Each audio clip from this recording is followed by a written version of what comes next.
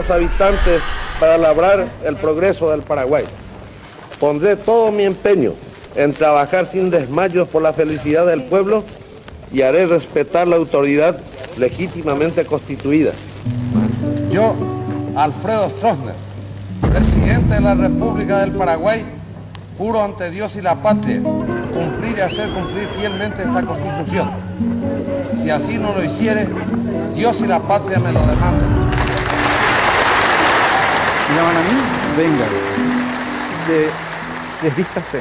Veo que hay una pileta, ¿sí?, con acumuladores al lado, cables eléctricos. Esto estaba lleno de detenidos. Tenía 17 años, entonces fue mi primer apresamiento. Por pintar paredes. Por pintar paredes. Yo me fui preso por llevar serenata.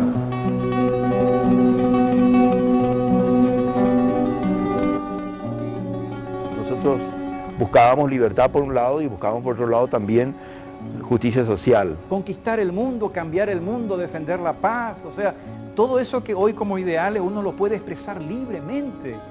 Nosotros no lo podíamos hacer. Porque antes no era un país, era una cárcel grande.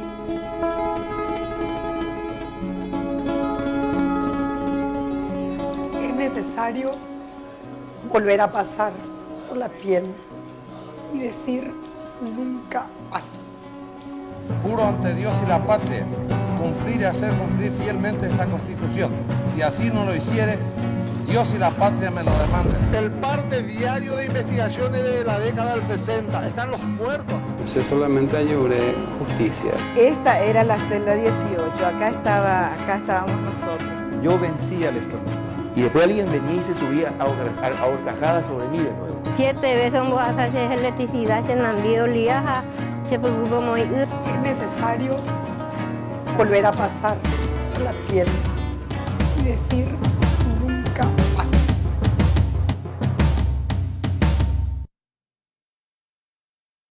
«35» es un programa que difunde la verdad oficial investigada por la Comisión de Verdad y Justicia acerca de la dictadura estronista que duró desde 1954 a 1989.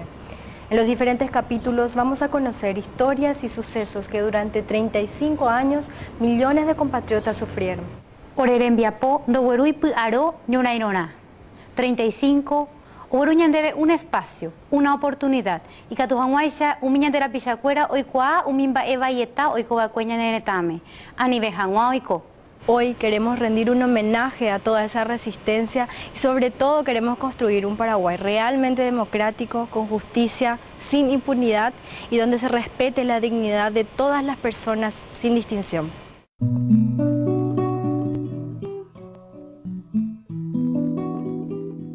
¿Quién era Stroessner? Si miramos hacia atrás, lo que tenemos, podemos describirle a Stroessner como lo que era. Era un déspota, era un dictador. No era paraguayo, porque un paraguayo no puede someter a su pueblo así como él lo hizo. Era un nazi. Yo creo que fue un militar de una pobreza intelectual tremenda, ¿no es cierto?, con intenciones de poder, ¿verdad? Y lo único que encuentra, cayó en un momento interesante para él y él aprovechó esa situación, ¿verdad? Stroessner es un militar clásico. Él sabe hacer dos cosas: mandar y obedecer. Y él cree que nosotros somos soldados oficiales de un regimiento y el que nos cumple sus órdenes, calabozo. Él era además especial, tenía una idea del poder muy clara, la idea del poder militar, en el sentido que yo tengo que liquidar a mis adversarios y que tengo que gobernar a través de la fuerza.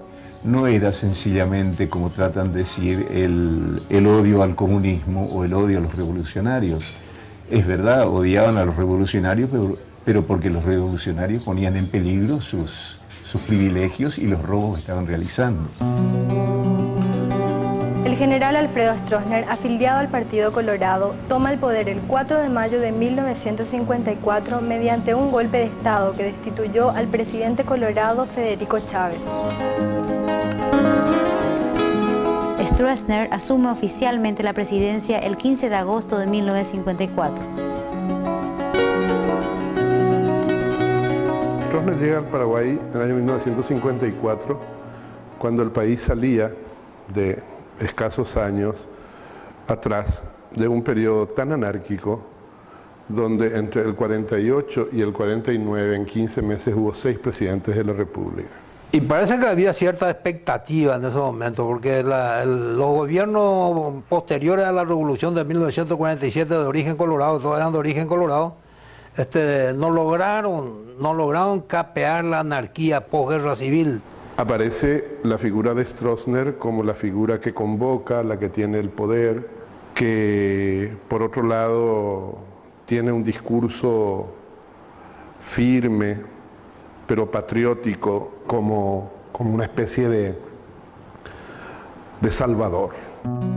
Sin embargo, Stroessner en los primeros años de su gobierno, desde 1954 hasta el 59, 60, es capaz de ir eliminando y neutralizando uno a uno los potenciales enemigos que podían hacerle sombra tanto en la milicia como en el Partido Colorado.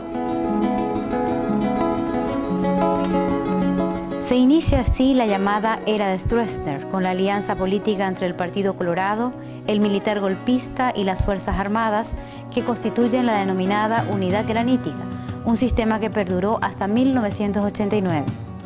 Se inicia así una de las épocas más oscuras del pasado reciente del Paraguay, un pasado que extiende sus secuelas hasta hoy. En primer lugar, había una identificación, una identidad entre partido, gobierno y Fuerzas Armadas. El gobierno tenía el monopolio total de toda la administración pública. Las 3 jefaturas coinciden en el mismo orden. El presidente de la República Stroessner, el comandante en jefe era Stroessner y el presidente honorario de la ANR era Stroessner. Es decir, él resumía todo el poder. Todo confluía en él de una manera absolutamente vertical.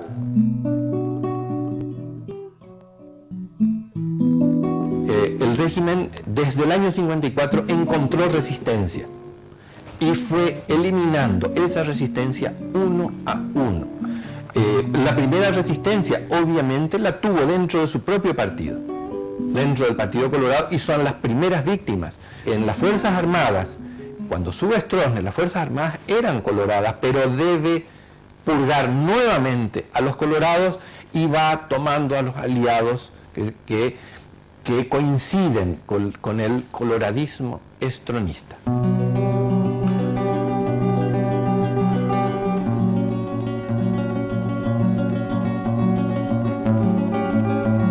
La coloradización del país se dio de modo sistemático desde el comienzo mismo del gobierno de Stroessner.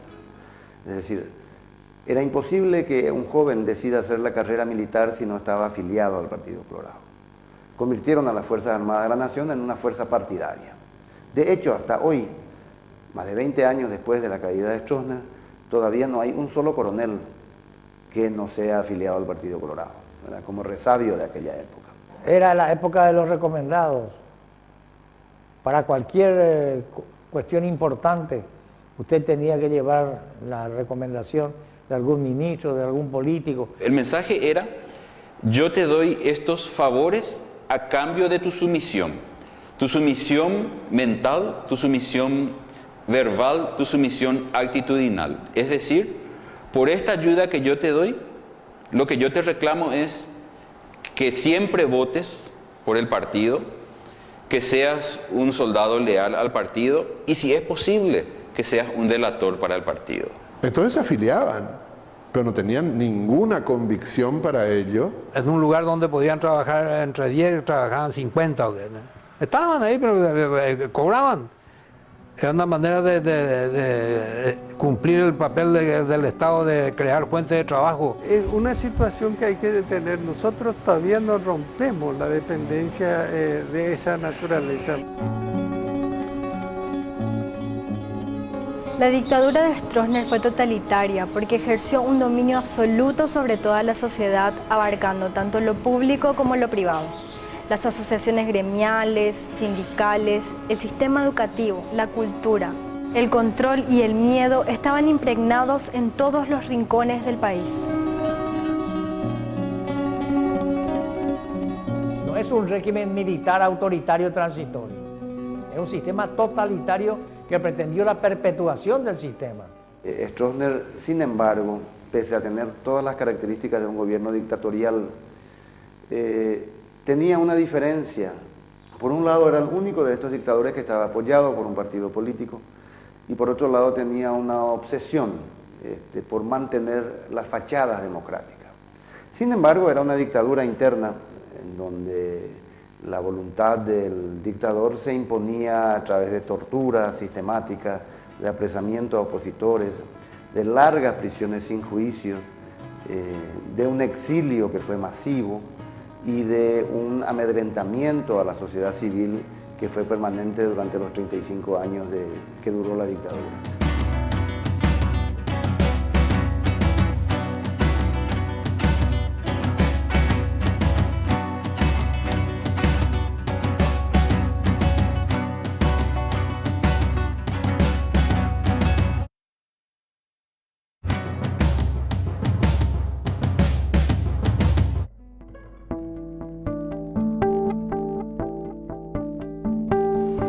A diferencia de otras dictaduras latinoamericanas, el régimen de Stroessner se constituyó como un sistema político tendiente a permanecer indefinidamente en el tiempo, siempre apoyado por las Fuerzas Armadas y la Asociación Nacional Republicana.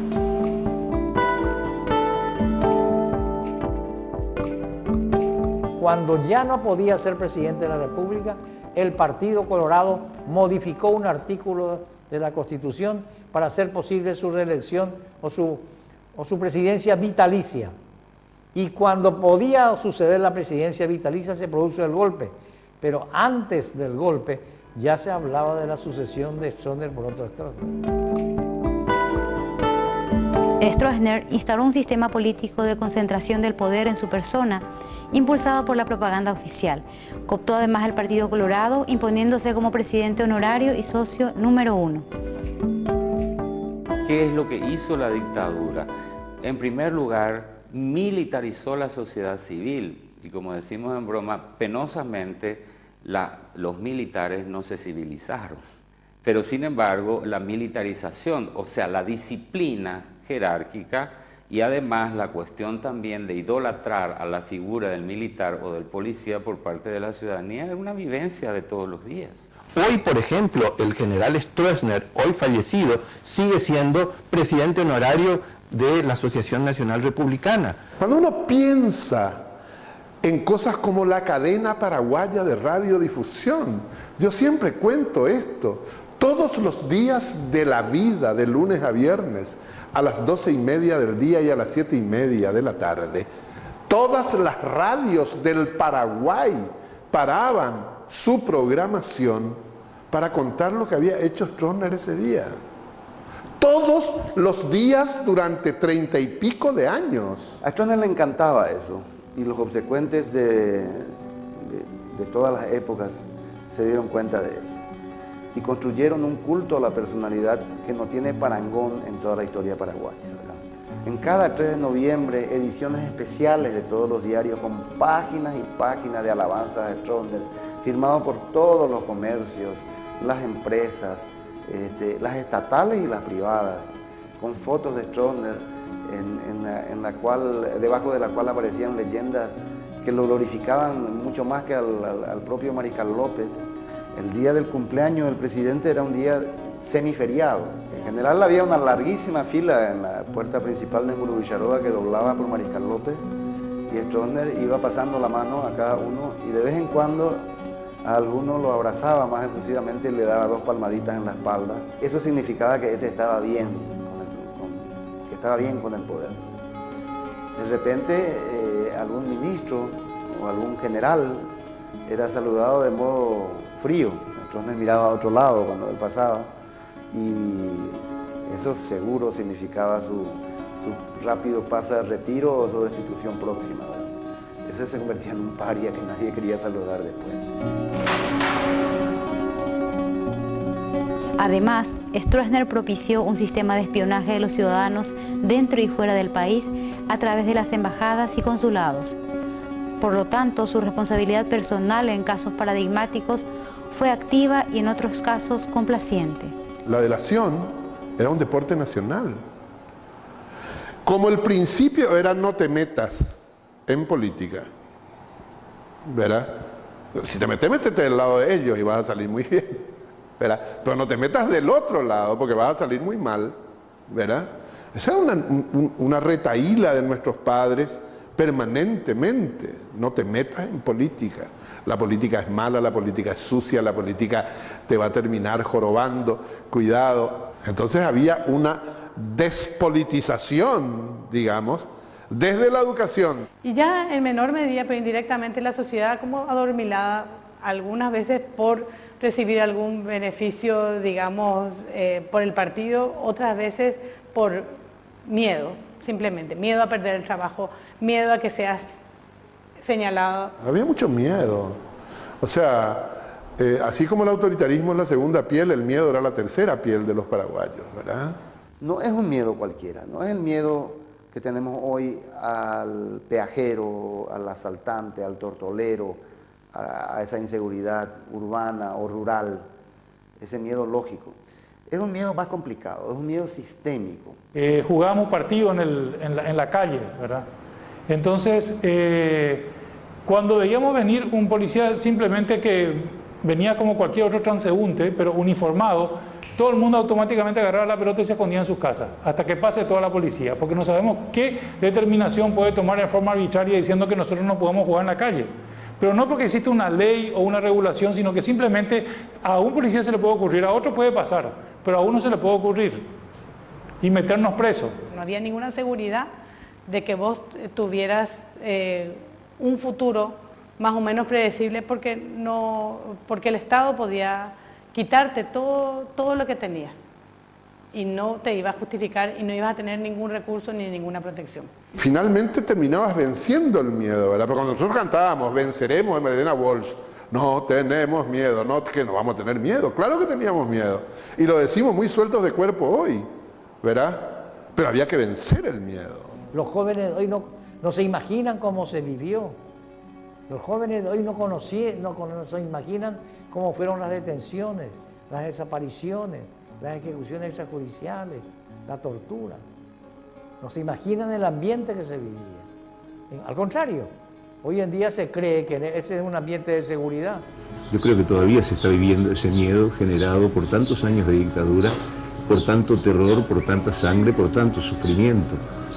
Pienso que la actual displicencia con que se toman estos temas en este momento es producto de aquel shock terrible que sufrió la sociedad paraguaya, un shock que desarmó a la gente, desarmó psicológicamente a la gente. Stroessner dispuso privilegios para los militares y sus allegados e impuso arbitrariamente castigos crueles fuera de la ley a quienes simplemente eran sospechados de no coincidir con él. Mis primeros apresamientos fueron porque me fui el 18 de octubre con un miembro de la juventud a depositar una ofrenda floral en el Panteón. Ese ya era un motivo de apresamiento. Rodeaban el microcentro un sábado de mañana, que era el día que la gente, que no tenía mucho que hacer tampoco en esa época, salía a palmear, es decir, a caminar por la calle Palma, a ver chicas, ver conocidos, y a todos aquellos a quienes consideraba con el pelo un poco desprolijo, los agarraban, los subían a una camioneta que llamaba celular, una caperucita roja, los llevaban a la peluquería del cuartel central de policía y le pelaban la cabeza. Así como los operativos rastrillos, que eran cuando buscaban a alguien, hacer allanamientos en todas las casas de una cuadra o de varias cuadras. Y llegaban las guardias urbanas a las 11, las 12 de la noche y entonces revolvían todo, echaban todo, el ropero, y yo era el guerrillero, ahí está el guerrillero, yo tenía 12 años, ¿verdad? Y significó una opresión inapelable, eso es lo que significó. 2 torturados por día durante 35 años. Este es el departamento de investigaciones, donde llegábamos, donde nos traían los policías que nos secuestraban de nuestras casas, porque ahí no había orden judicial, ahí no había absolutamente nada de esto. Atropellaban nuestras casas, robaban todo lo que había adentro, nos traían a nosotros. El abanico de barbaridades no tiene límites. El modelo represivo paraguayo no creó estructuras militares o policiales clandestinas. Las distintas estructuras del aparato político, militar y policial perpetraron graves violaciones de derechos humanos de manera visible y publicitada. La Comisión de Verdad y Justicia afirma la responsabilidad personal de Alfredo Stroessner Matiauda y excluye toda hipótesis de que las violaciones a los derechos humanos pudieran haber sido cometidas sin su conocimiento. La represión fue sistemática y fue asumida desde las máximas instancias del Estado. Esto está validado siempre. Las órdenes surgieron de la presidencia, del comando en jefe, y con la complicidad y anuencia de la jefatura del Partido Colorado. Stroessner hacía saber que se torturaba, que ese era el precio de la paz. Hacía saber que se mató gente, ese era el precio de la paz. Hacía saber, no oficialmente, pero extraoficialmente, oficiosamente se sabía y se reconocía eso. O sea que la justicia sabía, todo el mundo sabía. Había una estructura jurídico-institucional de la dictadura que trabajó en base a 3 leyes principalmente, o a 3 instrumentos jurídicos. Uno era el estado de sitio y otras eran 2 leyes, una desde el comienzo de la dictadura, la ley 294 del 55 y la ley 209 de la defensa de la paz pública y libertad de las personas del 70. Son 2 leyes paradójicamente llamadas así, de defensa de la democracia, pero justamente hacían todo lo contrario. Estas leyes aportaron una especie de justificativo legal para procesar a las personas. Nadie podía decir, yo soy libre y si me toman preso, yo planteo un recurso de amparo o un habeas corpus y el juez ordena mi libertad. Podía estar 20, 25 años por orden superior. ¿Cómo salía libertad? También por orden superior. Era la voluntad omnímoda del presidente de la República. Otra gente, ya cuando hubo necesidad de armar, porque era fabricar procesos judiciales mucho después que la persona estuviera detenida, entonces se usaron esas 2 leyes que le llamaron leyes, son leyes liberticidas realmente, porque digamos castigaban una gama tan amplia de cosas que cualquiera por pensar diferente podría entrar en eso, ¿verdad? Por pensar o por ser pariente a alguien ya podía entrar en el grupo castigado. El sistema de control policial, el sistema de tortura para hallar evidencias, el sistema de control telefónico, el sistema de grabaciones de personas que puedan opinar en contra del gobierno, eso era sistemático, era un método del gobierno. Y la policía no estaba entrenada para otra cosa.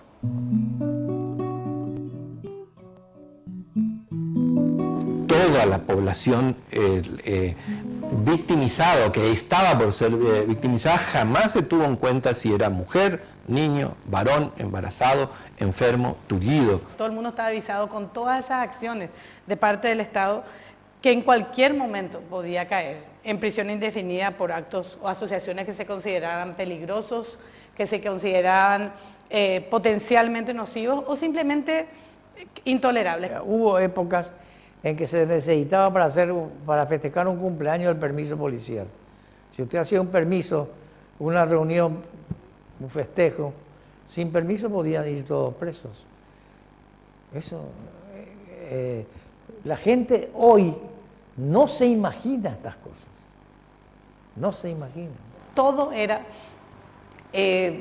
permanentemente vigilado, hasta las cuestiones más íntimas del ciudadano, ¿verdad? Yo me fui preso por llevar serenata, pues no tenía permiso de la comisaría. Y siempre lo cuento y la gente se mata de risa. Y estas son las cosas que son buenas de contar, porque son de todos los días. No es la serenata como la de hoy, donde todo el mundo ya sabe que va a haber la serenata. No, una serenata como se corresponde, a las 2 de la mañana, que nadie esperaba, a la luz de la luna, ¿verdad? Cantando con mi guitarra y veía la Caperucita Roja, que era la celular de la policía, las camionetas grandes que usaba, que se estacionaba cuando yo cantaba. Y mientras yo cantaba al amor y a las cosas y a las rosas y a la felicidad humana a partir del amor, sabía que me iba a ir preso porque no había tenido la prevención de ir por la comisaría a avisar que iba a llevar una serenata. Entonces terminó la serenata y se me acercó el policía y me dijo, qué linda tu música, gracias. Y ¿tenés tu permiso? Será, no, no tengo. Y bueno, y vamos para acá.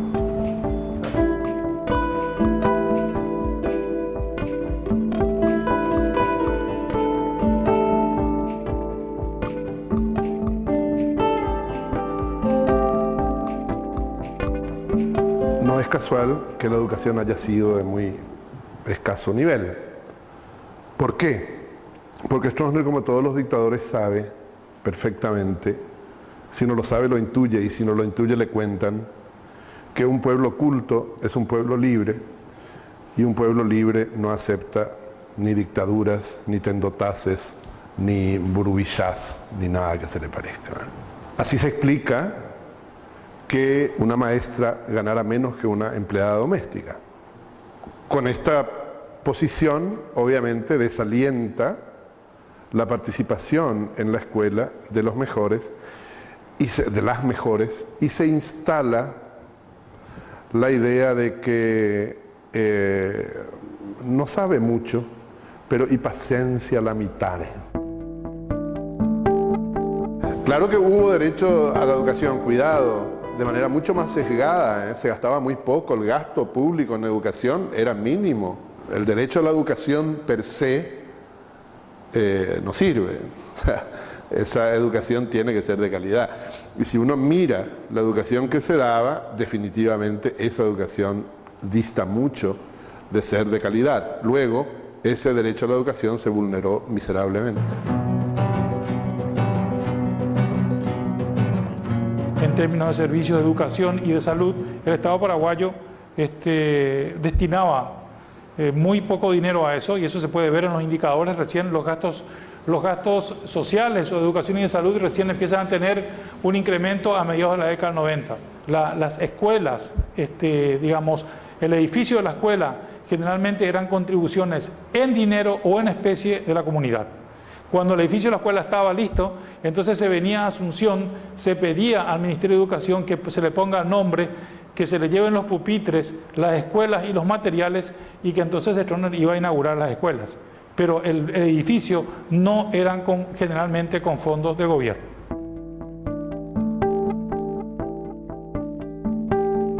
La dictadura de Stroessner era una dictadura atrasada, no era una dictadura modernizante. En el Paraguay no se dio un proceso de industrialización como se dio en los países vecinos o en otros países de América Latina, en los cuales las dictaduras militares se montaron sobre ese proceso. Se fue creando a lo largo del estronismo una burguesía fraudulenta, una clase muy rica, beneficiada siempre del poder político y de los negocios del Estado, que la pasó muy bien, sobre todo a partir de la construcción de la represa de Itaipú, que generó una clase de súper ricos. Es cierto también que durante el estronismo hubieron 2 o 3 hechos económicos, aparte de esas obras de Itaipú, que le dieron vida a la economía paraguaya. Uno es el contrabando. Por ejemplo, cuando yo estaba preso,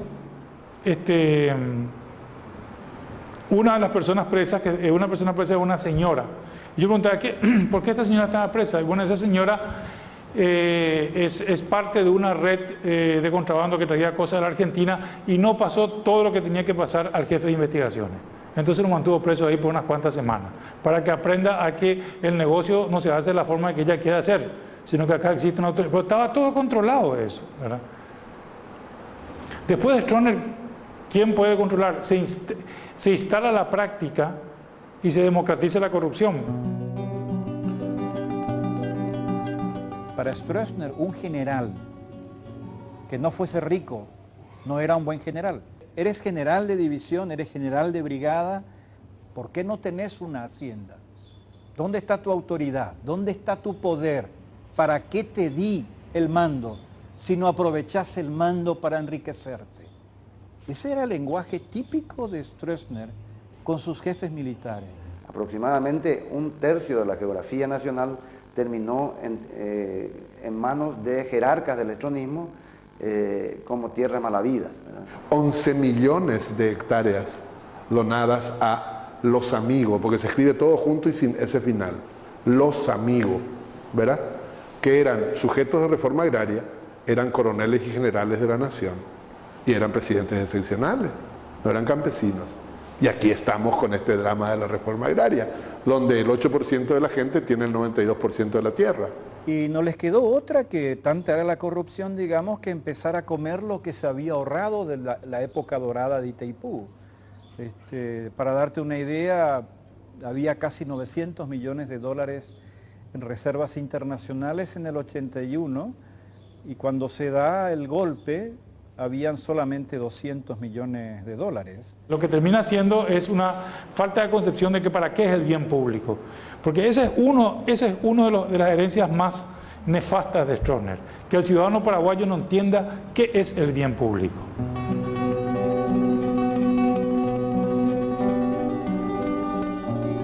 La migración masiva recién comienza en los 90. Entonces ahí recién se presenta el problema de Paraguay. El problema de la seguridad, el problema de la delincuencia, el problema de que no hay trabajo, porque no se creó una estructura para absorber ese trabajo.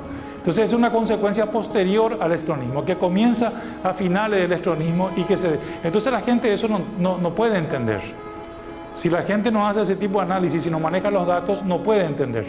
Es una consecuencia del modelo económico de Stroessner.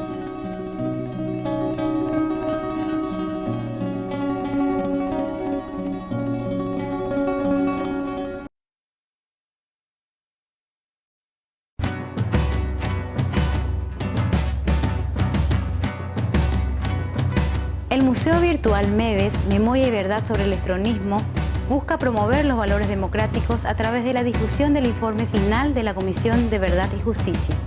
Este museo, alojado en el sitio web www.meves.org.py, difunde las violaciones a los derechos humanos cometidas durante los 35 años de dictadura stronista. El testimonio de hoy en el bloque MEVES es el de Guillermina Kanonikov. Éramos infelices y no podíamos decirlo. Yo lo decía, vivíamos muy mal. El miedo estaba metido en nuestra piel. Yo tuve la suerte de poder estar hoy con ustedes para contar la historia de tal modo que podamos sacar lecciones de esto. Y nuestros hijos ni los hijos de los torturadores pasen por lo que nosotros hemos pasado.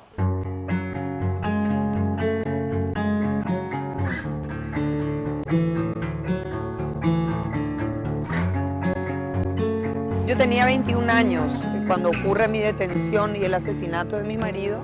Estamos hablando de 34 años atrás, ¿verdad? Estamos hablando de abril del 76. Mario, Raúl y yo huimos, nos refugiamos en el Colegio San Cristóbal, de donde éramos profesores de religión, y de allí nos entregaron a la policía, diciendo de que iban a respetar nuestras vidas. Que ahí no había orden judicial, ahí no había absolutamente nada de esto. Yo estaba con un embarazo de 7 meses, mi hijo Manuel Sher estaba por nacer. Este es el departamento de investigaciones. Paraba la caperucita, que nosotros le llamábamos, nos bajaban a patadas, tirones de pelo, a trompadas, ¿verdad? Nosotros llegamos acá a las 9 de la mañana. Esto estaba lleno de detenidos. Acá estábamos unas 10 a 15 mujeres. El resto de las mujeres estaba en redondo. Del grupo nuestro habían por lo menos unas 7 a 10 mujeres, ¿verdad? Y habían niños pequeños también con nosotros. Yo casi le perdí a mi hijo ese día acá en investigaciones, porque el comisario Pino me agarró de los pelos, me tiró contra esta pared. Yo, con la panza de 7 meses, caigo contra la pared, como esos dibujos animados, y se escuchaba los gritos desgarrador de Mario, que decía, Dios mío, nenena, mi amor, gritaba. Y yo estaba impotente acá escuchando. Cuando a él lo traen, yo trato de abrazarme a él, y Pino me revienta contra la pared, ¿verdad? Me vuelve a tirar, y a la madre que estaba acá, ella trata de acercarse a su hijo, le revienta a golpe y le tira contra la pared también. Esa noche yo tuve sangrado toda la noche. Nosotros éramos de un grupo que se llamaba OPM. La idea era ir formando un movimiento popular, ¿verdad? A través del cual pudiéramos crear la conciencia necesaria para ir de a poco teniendo una masa crítica, ¿verdad?, que pudiera hacerle frente a una dictadura. Eso era lo que queríamos, que la gente pensara acerca de qué era lo que estaba ocurriendo, por qué vivíamos así, por qué un gobierno se sucedía a otro y siempre el mismo dictador, por qué las elecciones se ganaban por 94%. Por supuesto, esa fuerza tenía que ser clandestina. ¿Por qué? Porque ustedes saben de que cualquier opositor al gobierno terminaba en estas mazmorras. Era la época de la gran represión y del enfrentamiento. Yo acá estuve desde abril, un mes entero estuve, ¿verdad? Abril, en mayo me trasladaron a la comisaría primera y el 6 de septiembre nos llevaron a emboscada y en emboscada estuve hasta el 9 de noviembre de 1977. Mi hijo nació en prisión. Tengo muy vivo todo, muy vivo, y me admiro realmente de lo vivo que tengo todavía en el recuerdo, porque ya pasaron 34 años, mi hijo hoy tiene 34 años. Una de las cosas que recuerdo con mucha nitidez es cómo a un compañero que lo habían torturado toda la madrugada, caía la lluvia encima de él, estaba todo hinchado, le habían pegado con el sable, ¿verdad? Él tenía una remera, y al pegar con tanta fuerza el sable, entraba la remera a la carne, ¿verdad? Yo me acuerdo muy bien de esta columna. Cuando teníamos esta lluvia, acá el agua caía, truc, truc, truc, encima de la gente. Él se llamaba Antenor Fernández. Estaba más o menos a esta altura. Yo traigo una tricota porque hacía mucho frío y pido permiso para ir al baño. Le pongo en la rodilla él y viene Alvarenga, el que estaba de guardia, el comisario Alvarenga, y me agarra y me da una trompada que me hace girar en círculo. Yo estaba embarazada y me tira por la cara la tricota. Yo recojo la tricota, me voy al baño y vengo decidida y le miro al comisario, le digo, pónganle, le grité, con total, o sea, ahí era que pase lo que pase. Para mí era más importante Antenor Fernández que lo que pudieran hacerme a mí. Ya Alvarenga no se atrevía a tocarme, ¿verdad? Esta escalera en este itinerario llevaba a la oficina de Pastor Coronel. Estamos hablando ya de marzo del 77. Pastor Coronel era un tipo enorme, ¿verdad?, grande. Yo me acuerdo también porque yo me sentí tan chiquitita. Y acá estaba el escritorio de Pastor Coronel. Me tiran junto al jefe, 20 policías, unos 10 acá, otros 10 acá, con sus ametralladoras. ¡Crac, crac! Hace un ruido, ¿verdad?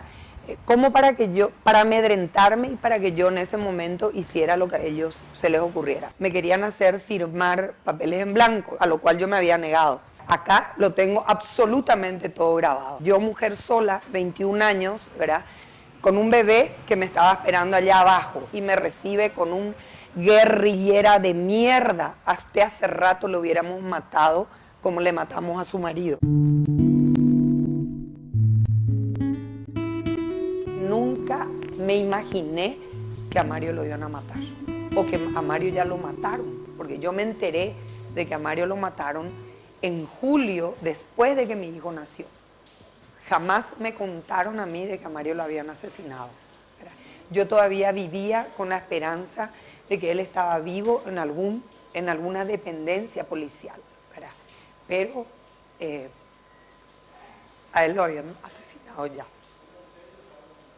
Ni de derecha ni de izquierda se puede justificar que una persona que está detenida, que está en estado de indefensión, tenga que ser torturada hasta morir. Cuando entregaron el cadáver de Mario, Mario tenía un torniquete aquí, 2 agujeros en la sien, tenía los testículos absolutamente ennegrecidos, todas las uñas de los 10 dedos, todas levantadas, y él no tenía un solo orificio de entrada de lo que pudiera ser un arma blanca o un arma de fuego que pudiera decirnos a nosotros que él tuvo una muerte rápida. 24 horas bastaron para matarle a Mario Scherprono de la forma más horrible que yo no le desearía a nadie, a ningún ser humano, sea quien sea.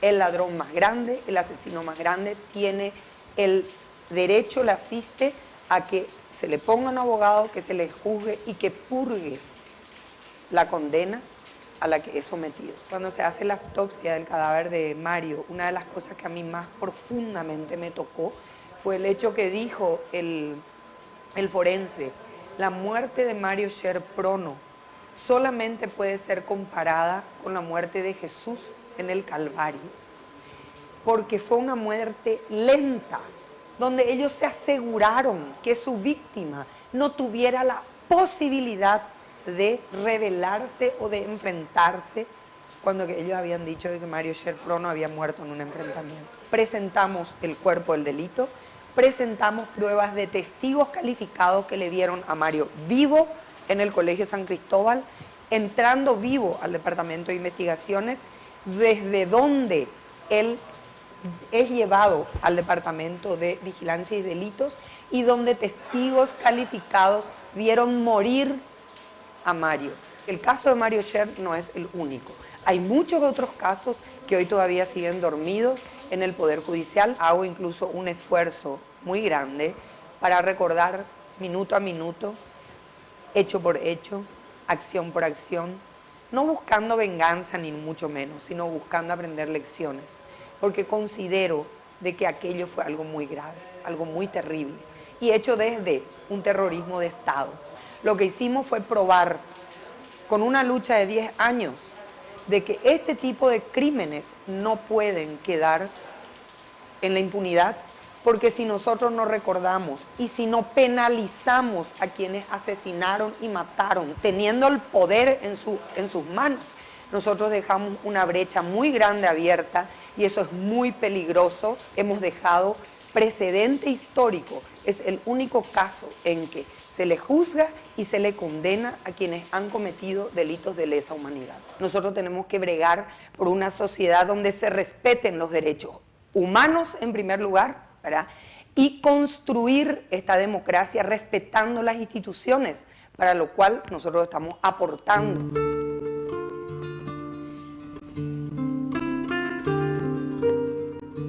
Yo me armé de valor y de coraje para venir, no les puedo mentir. Cuesta, duele, pero es necesario. Es necesario volver a pasar por la piel y decir nunca más. El olor me es familiar. Este olor me recuerda a mis compañeros muertos y desaparecidos. Las personas que pasamos por acá sabemos que no es fácil, pero es necesario hacerlo. Es necesario porque la memoria es lo único que puede servirnos como un bloqueo a lo que nunca más debe ocurrir. Ni aquí, en Paraguay, ni en ninguna parte del mundo.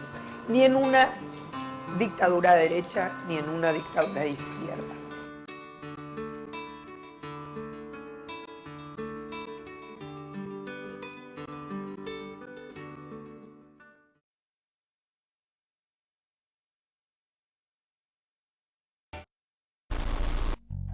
El abanico de barbaridades no tiene límite. No había edad, se vivía con temor, se vivía con miedo. Yo creo que el 70% aún sigue vigente el miedo. La impunidad trae una sensación al ser humano, ¿verdad? Diríamos, una sensación de que existe un libertinaje, una sensación de injusticia, mejor dicho.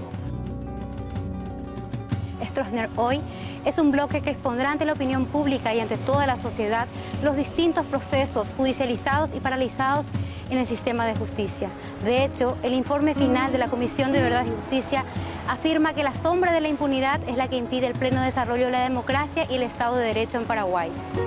A 22 años de la caída de la dictadura, cientos de víctimas y sus familiares aguardan la reparación de los terribles delitos cometidos.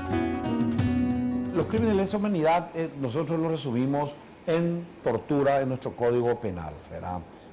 Violaciones de derechos humanos, que son detenciones ilegales, torturas, muertes, desapariciones, etcétera. La amplia gama de situación que se da en un régimen dictatorial. Y puede haber ocurrido que la persona A se le haya producido, diríamos, esos hechos, pero ¿a quién afectó? Afectó a toda una familia, afectó a la sociedad. Este es un país que aún no tuvo muchos avances, tuvo muy pocos casos que ya tuvieron sentencia. Solamente tenemos 3 detenidos en este momento por crímenes de lesa humanidad o por este caso durante la dictadura de Alfredo Stroessner. Hay muchas personas que ya han fallecido, que fueron perpetradores, y otras que aún siguen vivas y están incluso en varias funciones judiciales o legislativas o alguna otra función administrativa. Los crímenes de lesa humanidad, ¿verdad?, las violaciones a derechos humanos son imprescriptibles. O sea que estos hechos punibles se mantienen y subsisten en el tiempo y en el espacio. Se puede seguir la persecución penal y se puede iniciar una persecución penal que ocurrió en el 54-55.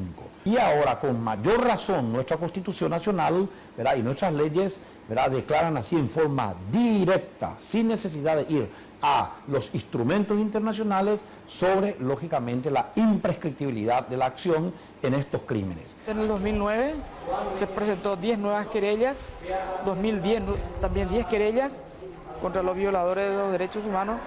En el 2011, 5 acciones judiciales. Es decir, tenemos 25 acciones judiciales que avanzan muy, pero muy lentamente.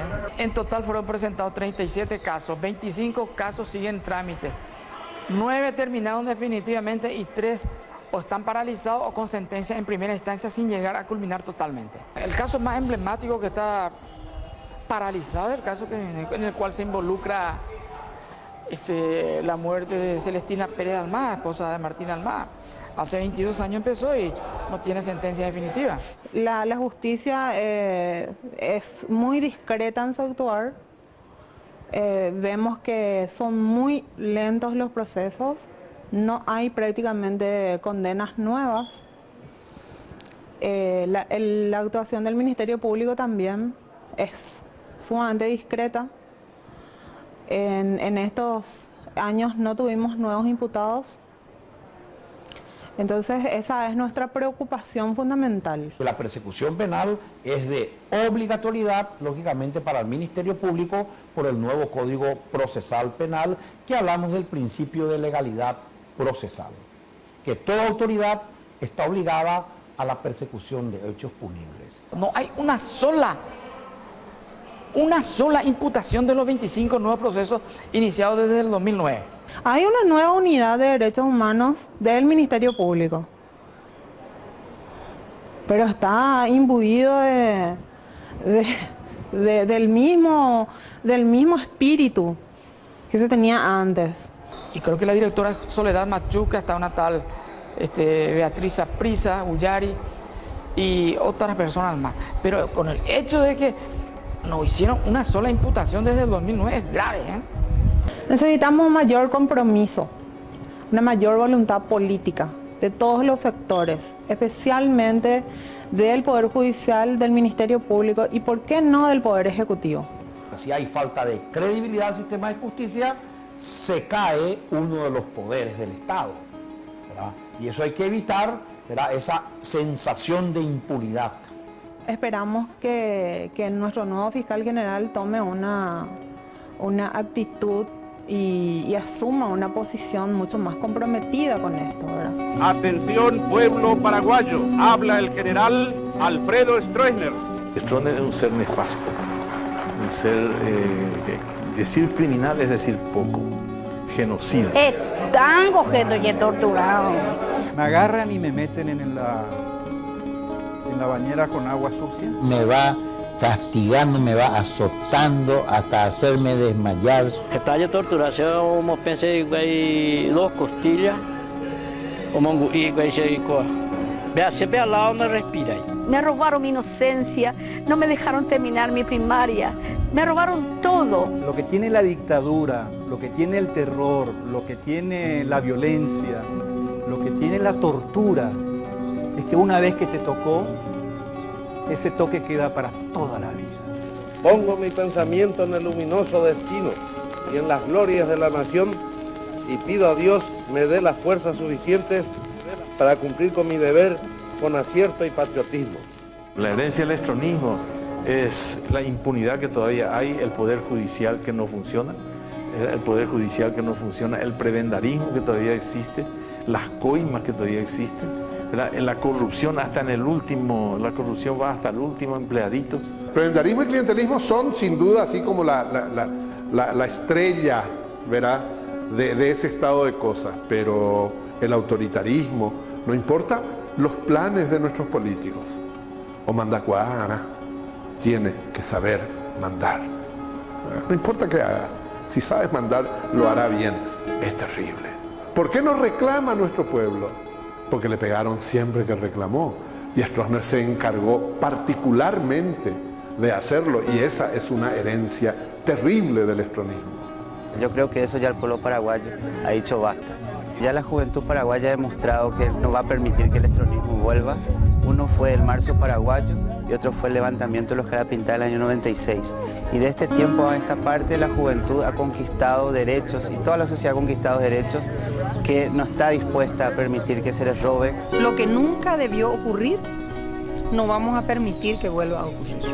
Esperamos que el contenido de 35 sirva para la reconciliación con la verdad y la justicia y que promueva una convivencia pacífica entre todos los paraguayos y las paraguayas.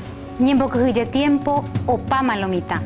Coanga Paraguay oye tiburoja o guatate nondegutu. 35 años de dictadura, muerte y exilio, daikatui o pavo tesaraipe.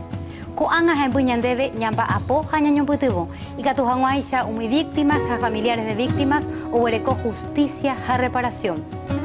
Yo yaja yo ayumante o hueruta ñandebe upe aguapu paraguayo y cotenima. Cada vez que a mí me defienden el tiempo de Stroessner, le invito a ir al 9º piso del Palacio de Justicia, a esa gente. Y que miren lo que hay ahí. Y se enteren de lo que significó esa barbarie, ese oprobio, esa miserable concepción de la vida a la que nos sometieron.